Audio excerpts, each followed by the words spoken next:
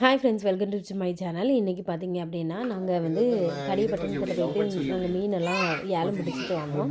அப்போ பார்த்தீங்கன்னா கனவா மீன் கழுவும் போது வாய்க்குள்ளே பெரிய நாக்கு மாதிரி இருந்துச்சு.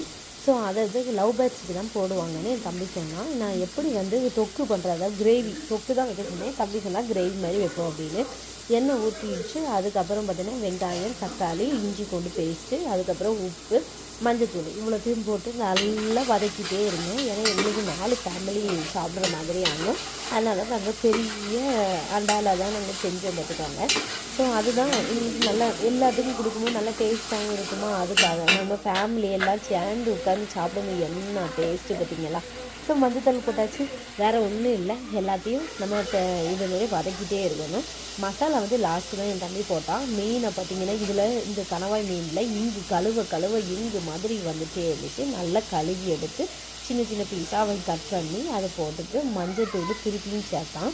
ஏன்னா மீனில் பிடிக்கணும் பார்த்திங்களா, அதனால தான் ஃப்ரெண்ட்ஸ். அதுக்கப்புறம் பார்த்திங்கன்னா என் தம்பி வந்து சிக்கன் மசாலா பொடி தான் போடுவான். வேறு எதுவுமே, அதாவது மீனுக்கு வந்து இந்த கணவாய் மீனை பொறுத்த வரைக்கும் சிக்கன் மசாலா பேக்கெட் போடும்போது சூப்பர் டேஸ்ட்டாக இருக்கும். நாங்கள் வந்து ஆச்சியில் தான் வாங்கினேன், வாங்கி போட்டோம். சூப்பர் டேஸ்ட்டாக இருந்துச்சு.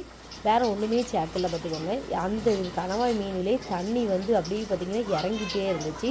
நம்ம கிரேவிக்கு திக்னஸ் வேணுங்களா, அப்போ நம்ம என்ன செய்யலாம், தேங்காய் வரைச்சி ஊற்றும் போது பார்த்தியெல்லாம் நல்ல டேஸ்ட் இருக்கும் பார்த்துக்கோங்க. அதுதான் என் தம்பி செஞ்சான். நாங்கள் சைடில் மீன் பொரிக்கிறது வறுக்கிறது எல்லாம் செஞ்சு நாங்கள் நல்ல ஒரு பிடி பிடிச்சிருவோம் அப்படின்னு சொல்லிட்டு நாங்கள் எல்லாருமே உட்காந்து சாப்பிட்டோம் பார்த்துக்கோங்க. பிள்ளைங்கள்லாம் நல்லா என்ஜாய் பண்ணி சாப்பிட்டாங்க.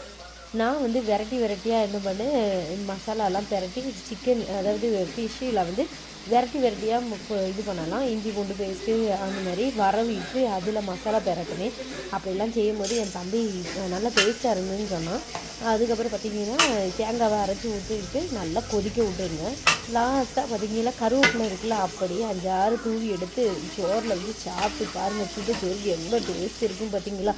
இதுமாரி வேறு வீடியோஸில் உங்களை பார்க்க வரேன். பாய் பாய்.